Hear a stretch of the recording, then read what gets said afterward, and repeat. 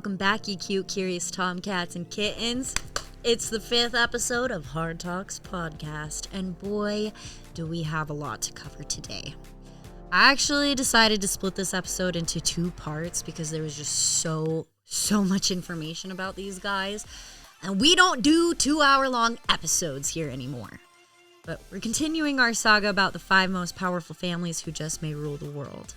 So today we will learn about the 4th family in this cartel, the Rockefeller clan. Now, while doing my research, I realized that there's 2 sides to the information you find on this family, like any story. One is charitable, philanthropic, giving back billions, especially to Black or Indigenous communities.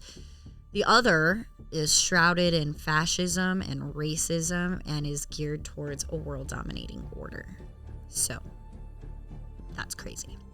Like the rest of the public for like 4 generations now, I have a lot of mixed feelings about this family. So, get ready. Really quick, if you're watching on YouTube, thank you so much. A lot of listeners don't realize that this whole episode is also filmed, and you can watch it on the YouTube channel. There's lots of clips and old pictures throughout the video. Because let's be honest, if you're someone like me with chronic ADHD, you need the little extras to keep you captivated. So, I got you. All our audio episodes, any previews, and all full-length videos will be right there. I also posted a link in our little bios on all the socials, if that's more convenient, but only if you're interested and want to support the show. Love you guys. Anyways, enough of that. Quick reminder before diving down our rabbit hole today. Excuse me. Here at Hard Talks, we will treat all conspiracies as such, since, most have never been confirmed or denied. However, that said, it's very important to stay skeptical, my friends, as the control that these banking families exert over the global economy and our governments, it cannot be overstated. And it's quite intentionally shrouded in secrecy and mystery. They don't want any of that good stuff getting out there.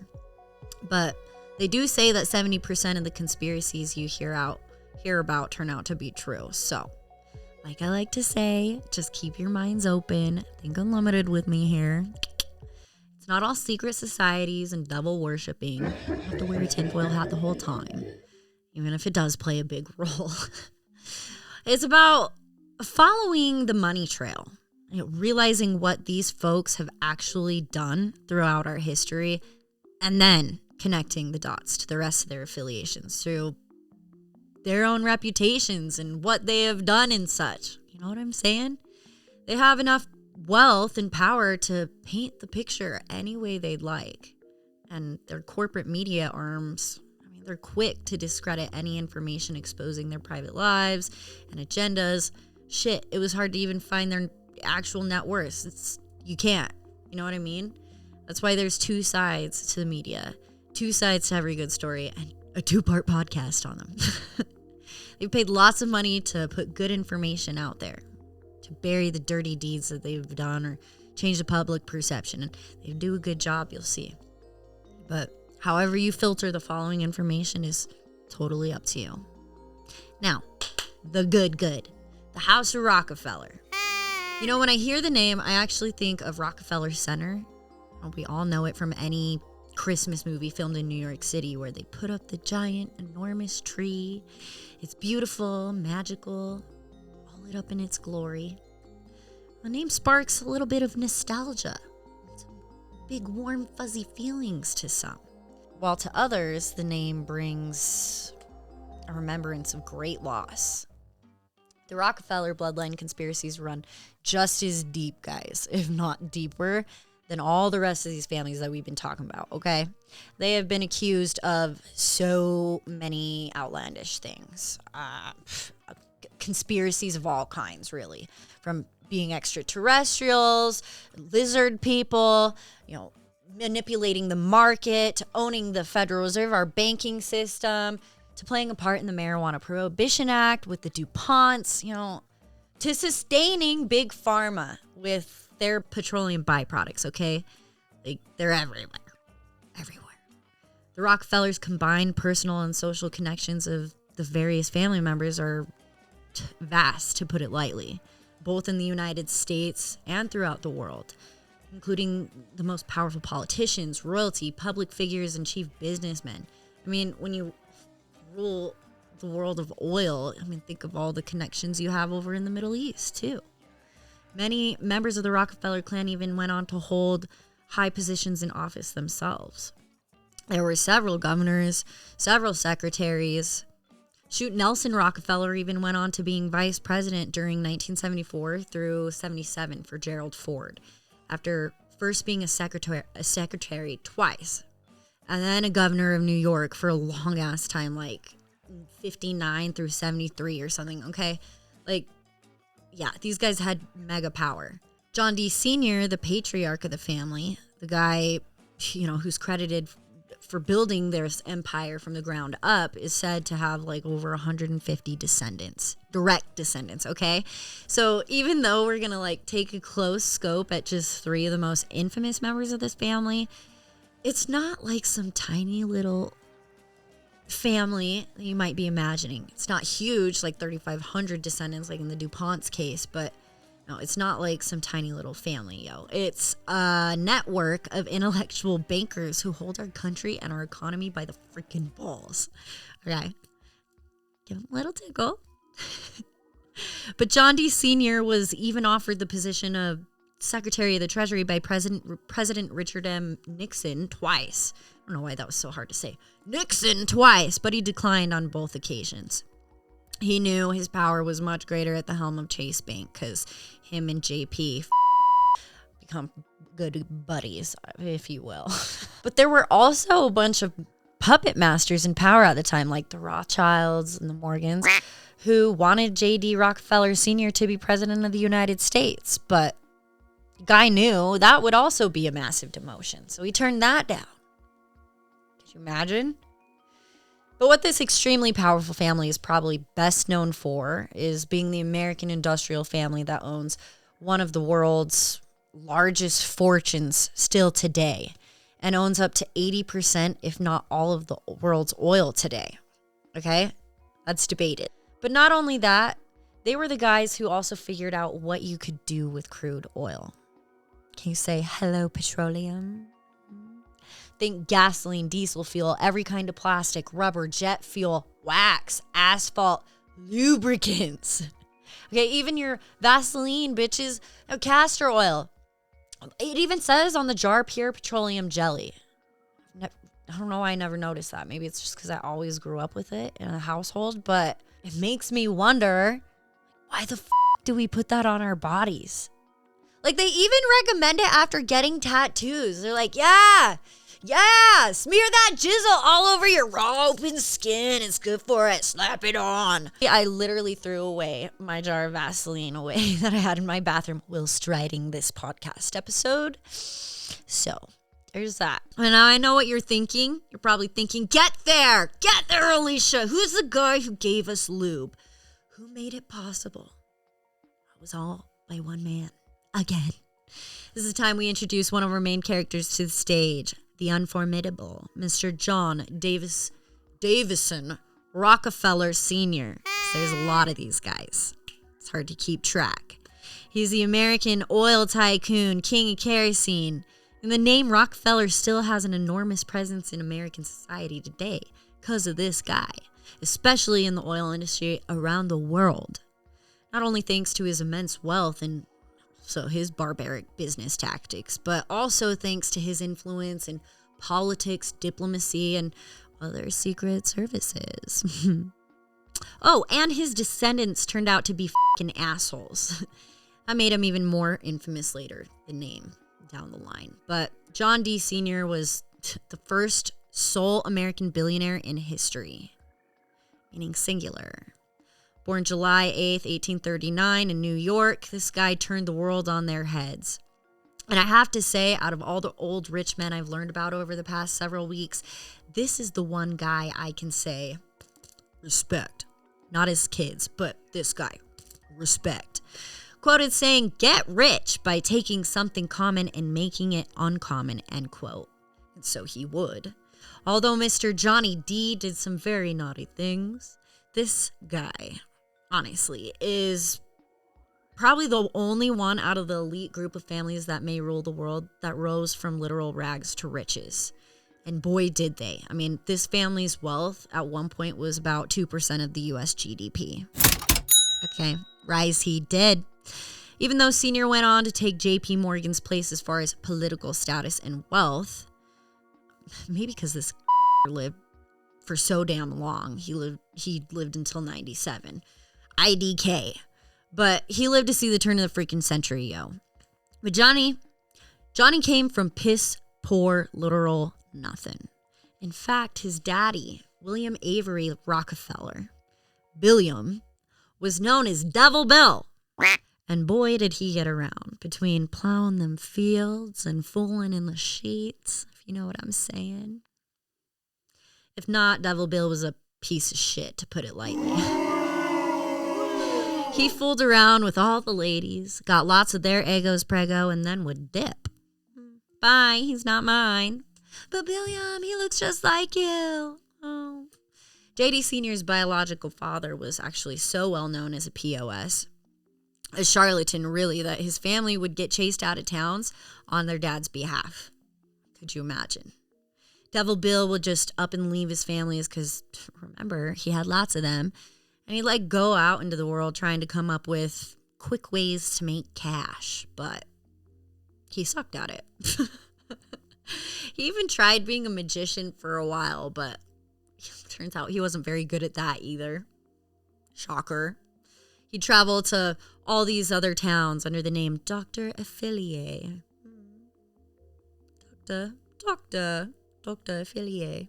Selling snake oil and shit that wouldn't even cure a wart on your finger, let alone bring sight back or make a layman walk like he'd advertise, you know. You could sell anything back then. Here's a magical box of rocks. It will kill cancer. $100. What? He was just a con man. Let's be real. But that's not to say that this con man didn't teach his kids how to stay sharp. In the sense, when he would show up, he'd offer small loans to his sons just to come back randomly and take these loans back without any notice. He taught these boys to stay quick-witted, trust no one, not even your daddy, be cutthroat, always find the best deals, always have a money reserve, and always keep a ledger. Which I thought was so funny because what's a con man with no money doing with a banking ledger, right?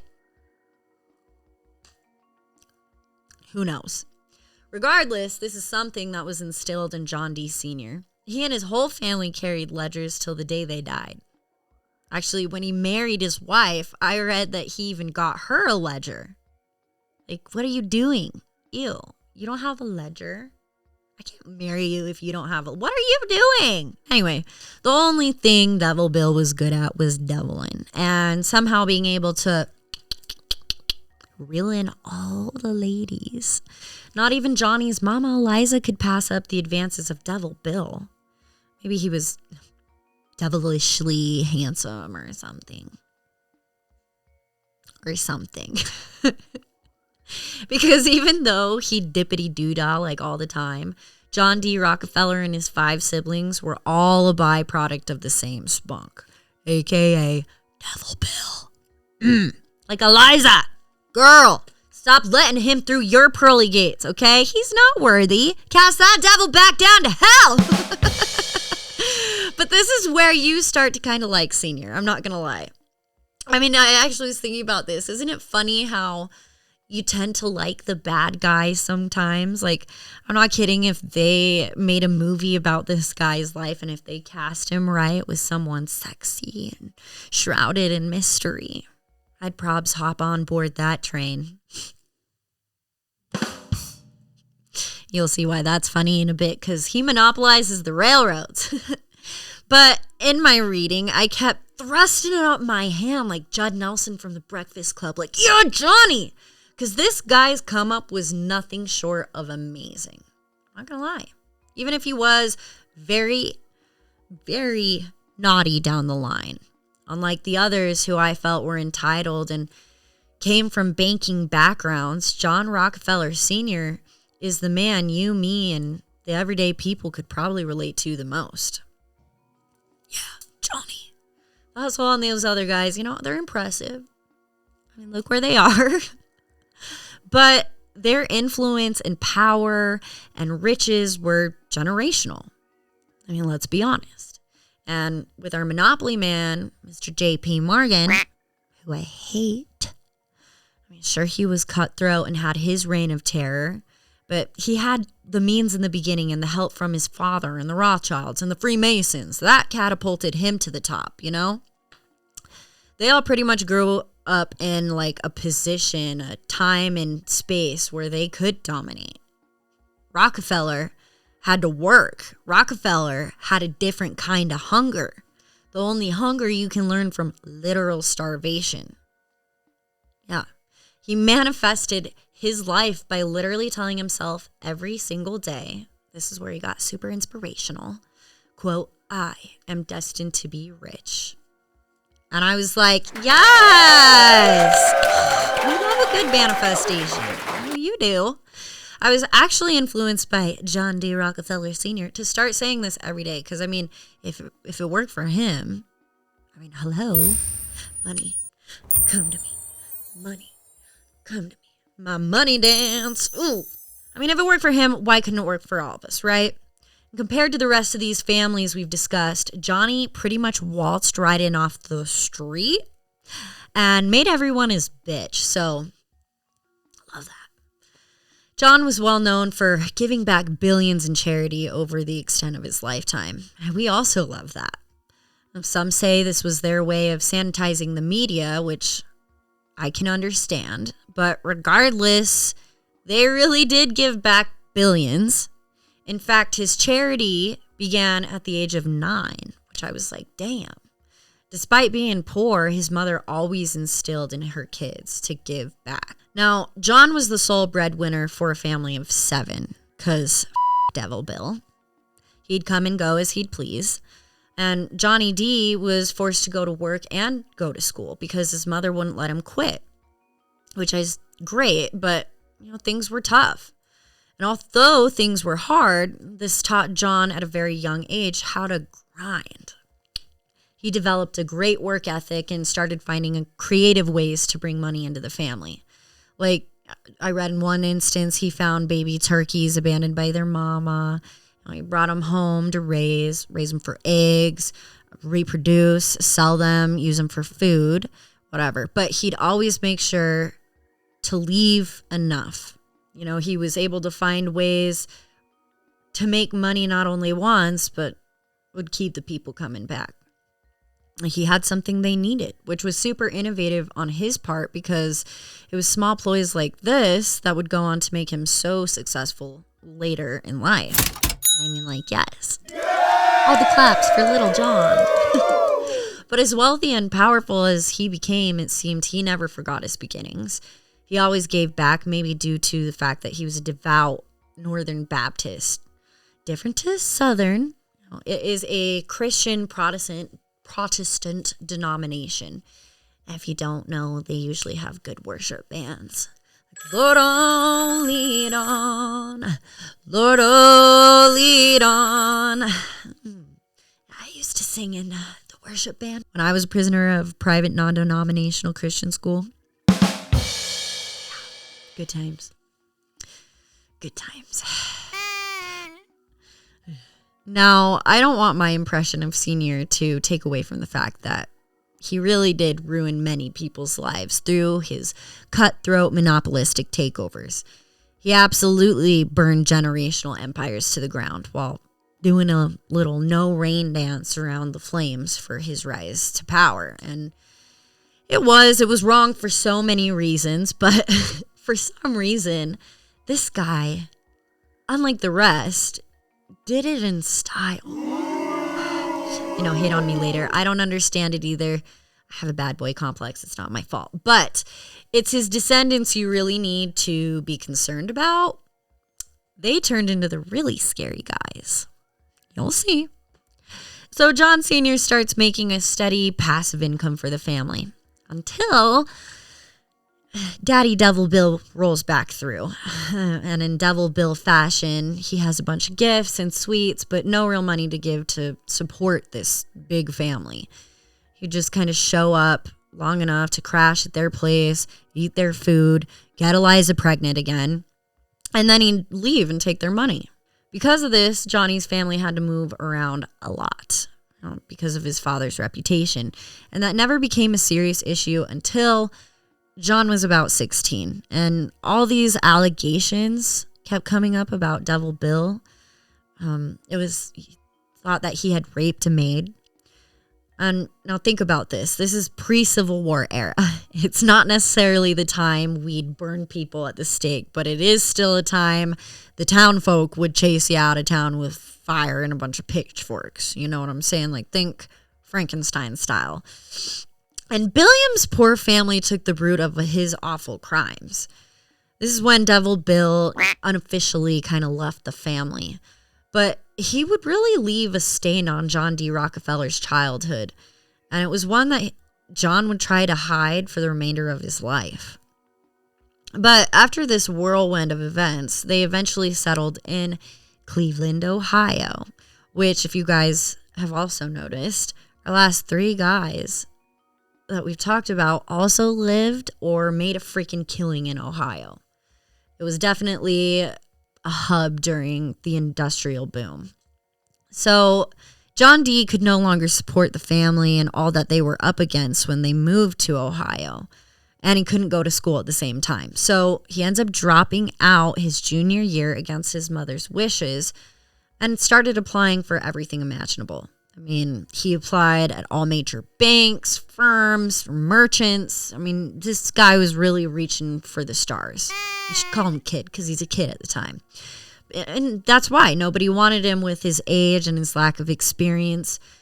But he was thorough and orderly and smart. And he had great penmanship, which was like a much needed job back in the day. Freemasons wanted that shit too because they needed little sheepies to copper write down their shiznits, you know?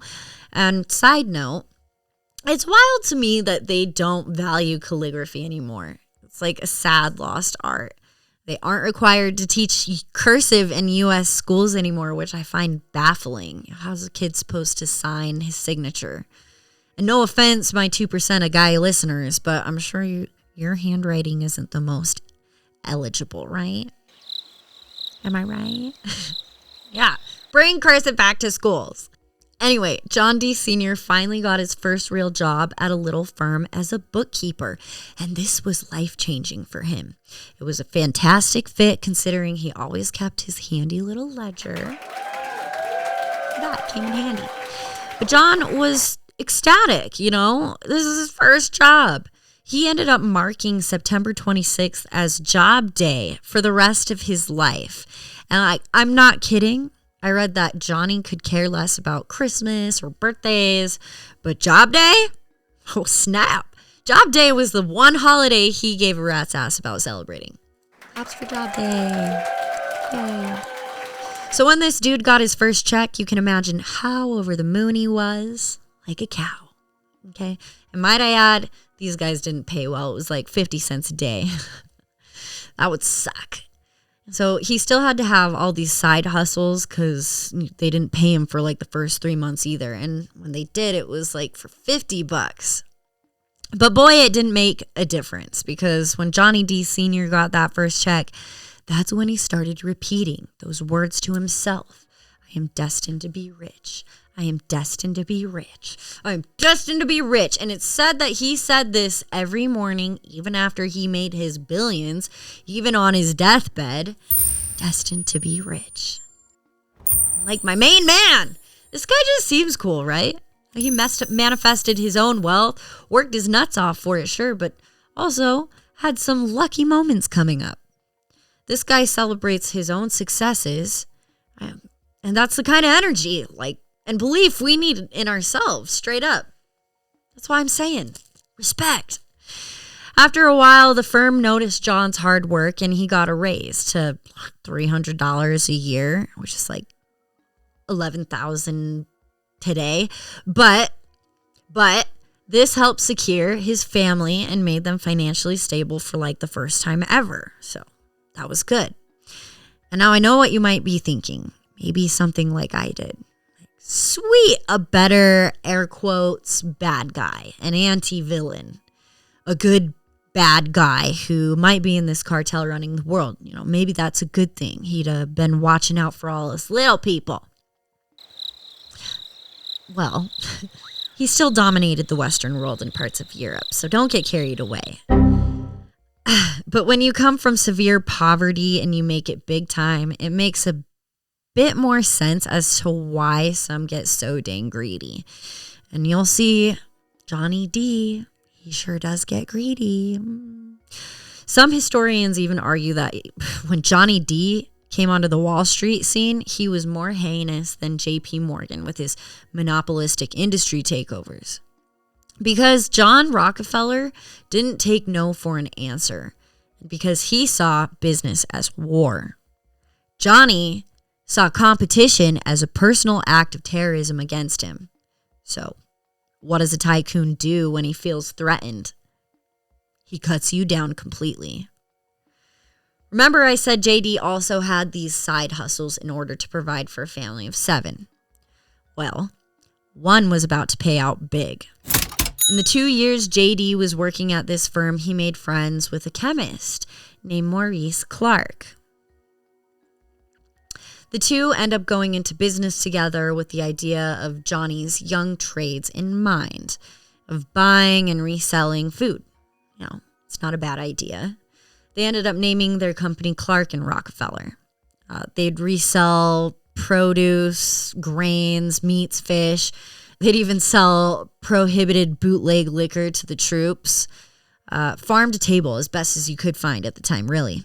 They would aim to buy low and sell high and become the central food hub, the grocery store before the grocery stores, Kroger, whatever, of Cleveland, you know. And they did. Everyone started coming to them, including big businesses. The United States was also at civil war. Troops on the front lines needed food. Business grew so large and so quickly, in fact, they needed to upscale their business because the demand for food was so high, especially since they were one of the only plants that could export fresh foods at the time around the country using, the railroads. But they would run out of capital before they could restock. People were buying faster than farmers could grow. And John understood that he could only go so far in the industry unless they spread out quickly. They put out the word to a bunch of investors and banks that they were looking for a $15,000 loan to upscale their business, when really that was far more than what their infant company was worth at the time. But word on the street was these were some big bulldogs. People knew these big businesses and the war demand was now paying these fresh young fellas on the scene. And the banks, well, they wanted in on it. So, what do you think happened? They bought Johnny and Maurice's bluff, and a few banks collectively came to them and granted this loan when the two only planned to apply for a $5,000 loan. That's your first strike of luck. It's all word by mouth, too. After they were granted this loan, Clark and Rockefeller freaking boomed. Profited $500,000 in their first year, which if you've ever been a business owner or been in business, you know that's like, damn. Clark and Rockefeller became the main food supplier to the Union Army, catapulting Cleveland as the industrial hub. He met his goals pretty damn quickly. Manifestation! And then it was at this time another opportunity arose. This is where our guy Johnny D. Rockefeller Sr. finds his real prized pig, black gold. This is before cars were a big deal, so the oil industry was mainly for lamps. And fun fact, back in the day, for thousands of years, we used to use whale fat for our oil to burn in lanterns. Yes, like the big whales in the ocean. Their lard. I can only imagine how great that scented candle smelled. Humans use this as a burning oil for so long, in fact, entire whale species went at extinct. And since that wasn't really sustainable because they could only whale so much, the whale and oil industry was on the decline until they discovered kerosene. In 1859, Pennsylvania set up its first crude oil derrick, changing America and arguably the world forever. Because shit, you could just pull this stuff out of the ground. Holy cow, that's so much easier than murdering entire pods of poor whales. Gosh, what do you know? It was here this guy, Samuel Andrews, he's a chemist working at this place, he discovers the ability to refine crude oil. He develops kerosene using sulfuric acid to separate the crude oil.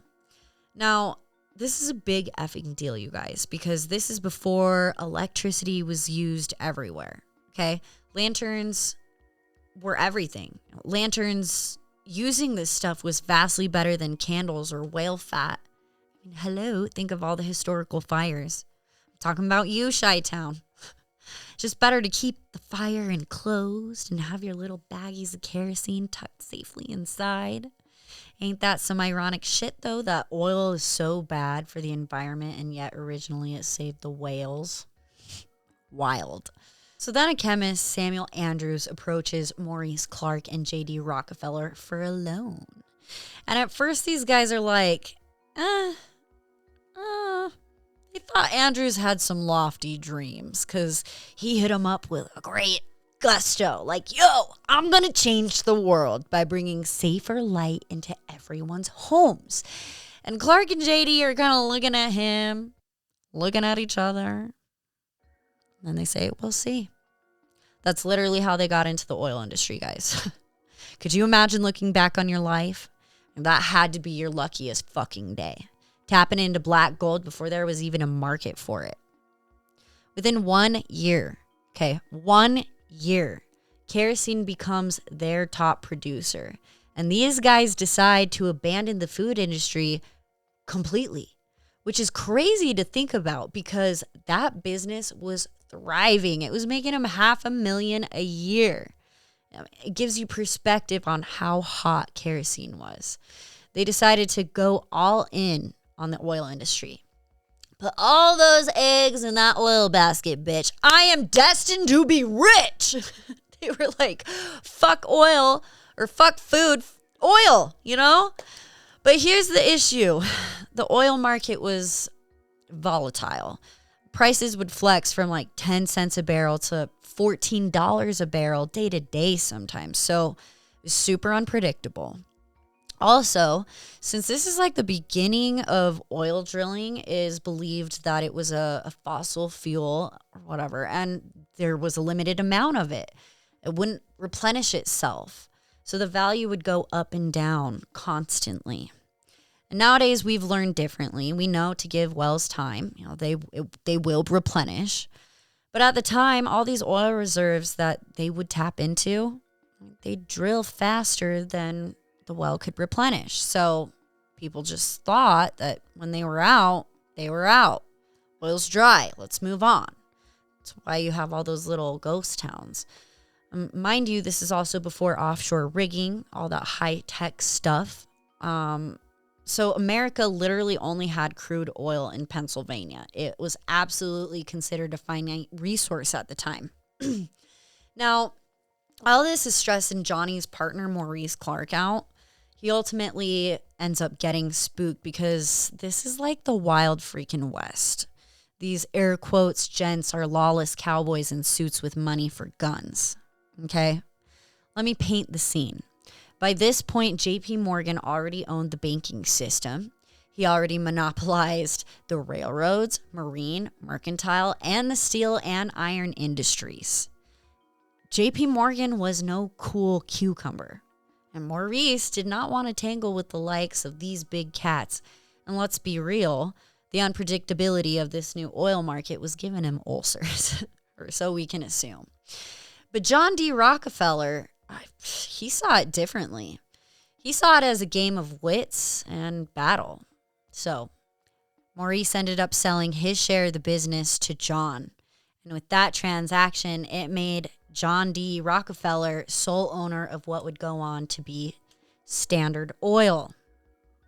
Are you thrusting your hands up in the air for Johnny D yet? I'm like, yeah. I mean, he hasn't done anything naughty yet. Not really. I mean, we can still cheer for him for now, right? This guy ended up building a second refinery because business was booming. King of Kerosene even started selling to Europe. So that's how vast and widespread his business was. But business grew so large, he needed help. He ended up taking on another partner named Henry Flagler, who was actually said to be just as ruthless or more so than John D. Rockefeller, because he saw business competition as either we're going to completely kill and demolish these people, or we're just going to absorb them. There is no in between. And the two guys partnering together made for a diabolical duo. Years down the line, after much success together, more competition kept popping up because people figured out the secret recipe to creating kerosene. But you think John was ever worried? No. Because, one, he'd reign as king of kerosene for so long, but also he'd sold his product at an astonishing low price. So by default, he would still get all the business, even in economic declines. Homie was still raking in the cash. And he would also do some shady things to also try and get ahead. John would meet with the three major railroad companies of the time to try and get the best shipping and manufacturing rates, but 2 out of the 3 companies were like, hey, Pennsylvania is a little far away. Most of our business is in Cleveland. I don't know if we can give you cheaper rates, blah, blah, blah, blah, blah. And then here's a classic example of, oh shit, we gotta do what the big dog's doing. In rebellion to these railroad companies not bending to his will, John D. Sr. completely closes shop in Ohio, which starts a panic. This sets off a ripple effect to all the other oil companies. They're like, oh, he's doing it, so we must. So many followed suit and also closed shop, and this became a huge issue for New York Railroad and the Erie Railroad, because Ohio, like I said, was like their main source of business. So then, after John creates this conflict, John swoops in like the good guy. This is where he starts to turn like a bad apple. Wink. And he offers these guys an exclusive contract with both railroads at rock bottom prices, with contingencies, of course. He's like, hey, babe, bring business back to Cleveland if you give me even lower rates than what I previously asked for. And they had no choice but to accept, or they would go under. That's how big business he was. He sweetened the deal for many executives, saying, I'll give you X amount of guaranteed business. In exchange, you're going to give me the lowest prices possible to me and me alone. Period. He offered them secret railroad bonds to keep the companies afloat. He also controlled railroads by other means of extortion. Oh, Johnny, you're so naughty. At the time, a new railroad was being built, so JD took an interest and loaned them a good sum of money to help complete it. But it said he took to old Devil Bill's tactics because without notice, John decided to take back the loan. He told these guys that they needed to repay it in full to save him from, quotes, financial embarrassment, which I don't really know what that means. But John only gave these guys 24 hours to repay. And these guys actually tried, but when they got to the bank, multiple banks, John had already called and said, hey, their credit isn't worth jack. So the banks didn't even consider giving him a loan. Needless to say, these guys became John's bitch and were in financial ruin over him. And these transactions were called railroad rebates. While the companies and the government weren't happy about them, there were no laws set in place yet. They were upheld. Not only does John end up getting what he wanted in the first place, but he also secured his stronghold as the leader of the industry because he was able to continue selling kerosene at the lowest prices on the market, thanks to all these tactics and saving on shipping costs. J.D. Rockefeller was now in the position where he controlled the price of oil. Since other oil companies couldn't match his low prices, he'd keep his prices so low until competition had no choice but to go out of business. Or they would get bought up by Standard Oil, which is basically the same thing. Then, after he would absorb as many companies as he could, he'd raise the price of kerosene sky high because, oh shit, he could, because now his product was the only one on the market.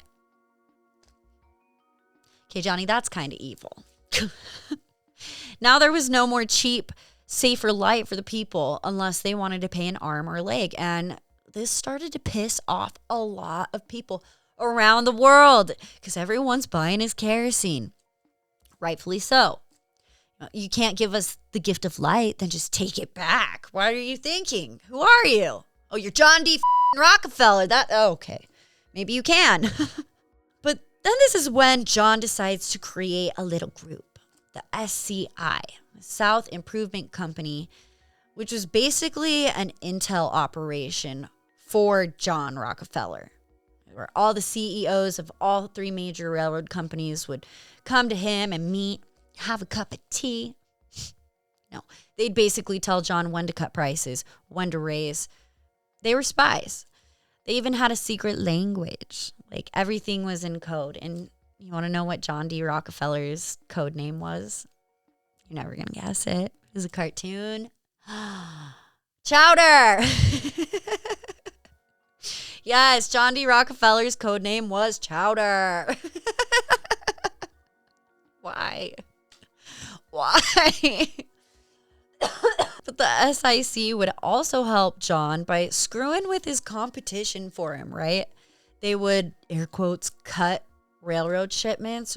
Like, ship Standard Oils only, but be X amount of train cars short for the other refineries. They don't matter, Bill. Whatever. Or Standard Oil would buy up all the sulfuric, I cannot say that word to save my life, sulfuric acid, or all the barrels on the market. So the other refineries would have to stop production, right? Because they would have nowhere to store their oil, or they couldn't mix kerosene. Sneaky. But us people aren't freaking idiots, okay? What John Sr. was doing was so obvious to the public because, again, this is pre-anti-monopoly laws. The people knew about the SIC. They knew he was manipulating the market. The public wanted Johnny's head. Now. So in response, the SIC was disbanded after just 2 months, okay? Because it was no secret what they were doing. But Standard Oil's business as usual didn't end. Not with that. With this and the high prices on kerosene, people rioted. They started ripping up railroads, dumping oil shipments. Some oil drillers even boycotted Standard Oil and the SIC. So Johnny was like, fine. You don't want me to hide my monopolistic takeovers? Then I'm going to fucking do it in front of your faces. Because he could. And again, at this time, monopolies were not illegal yet. So this is crazy. In the following 6 short weeks, just 6 weeks, John Rockefeller bought up 22 of 26 refineries in what was known as the Cleveland Massacre for basically pennies on the dollar. Okay? He got them for so cheap because people figured, oh shit, this guy's going to come for me at some point anyway. Just take it. Just take it. Then by 1873, John D. Sr. could produce 1 million barrels of kerosene a year. This is when he started investing in oil pipelines, started figuring out how to control every aspect of that industry between refining, exporting, etc. Like cutting out the middleman, making as much money, all the profit as possible, And then oil started popping up everywhere, not just the East Coast. John realized piping was much easier than shipping. He could make loads more off of it, cutting out the rail and have an even tighter control on the industry.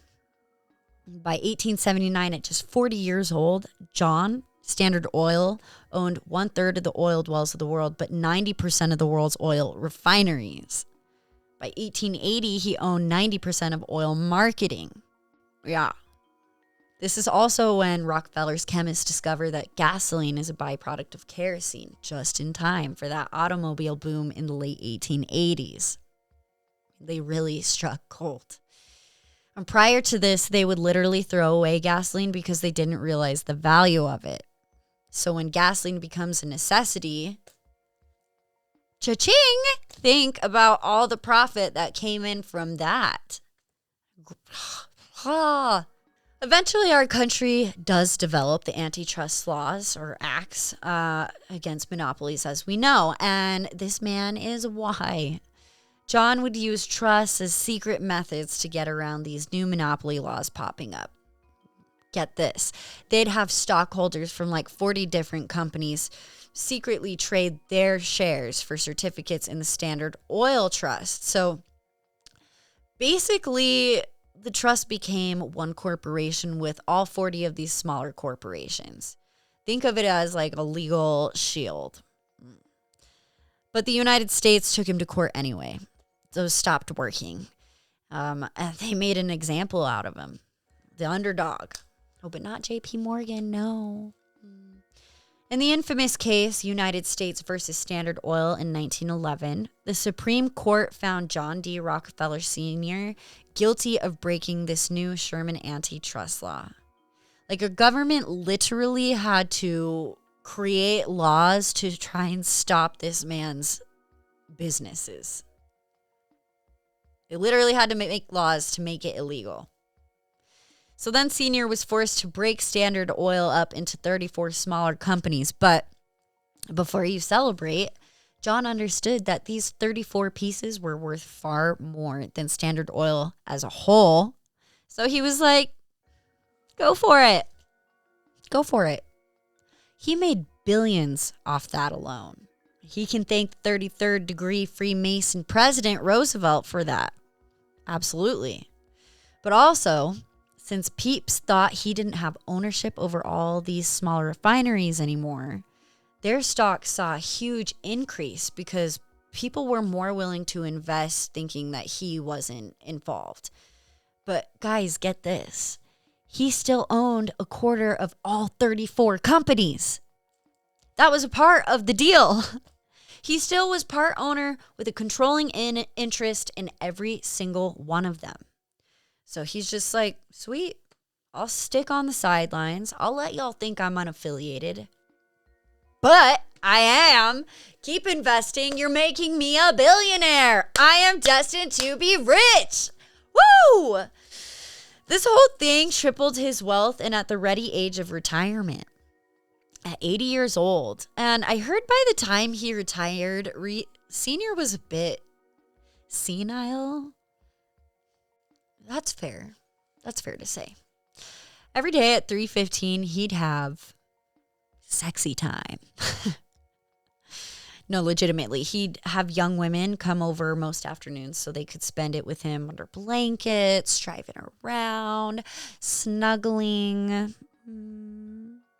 Johnny D was also said to have a stash of diamonds on him in his later years. He would allegedly hand them out for free to whomever he'd meet throughout his days. So I would love to meet that guy. Here, take some diamonds. I will. Give them all to me. Ugh. But that is the life of John D. Sr., pretty much. In the next episode, I'll introduce our other two main characters, the two that have so many conspiracies swirling around them, it makes my head hurt. It was no secret that by the time the Cleveland massacre in 1937 happened, when Senior flipped a big old bird to the public and the U.S. government, when he bought up nearly every refinery, that the Rockefeller name was, it was no secret that it wasn't loved. In fact, it was despised. People knew he was a monopoly man. He was found guilty in a court of law. They didn't like him at all. While the hearings were ongoing, the truth came out about his upbringing and his father, Devil Bill. and what John D. did to get to where he was. Folks cursed the name Rockefeller, but the uneasy feelings on the family would only grow. Although Sr. was said to be an incredible father, because he had never had one, his kids did not have the same perspective that he did. They were born into riches. They were entitled and privileged, and the actions they took throughout their lifetimes did not help public opinion or growing conspiracy theories about them. In fact, it absolutely fueled them. Next week, I like these two-parters. Part 2. For the craziest conspiracies on the Rockefeller clan.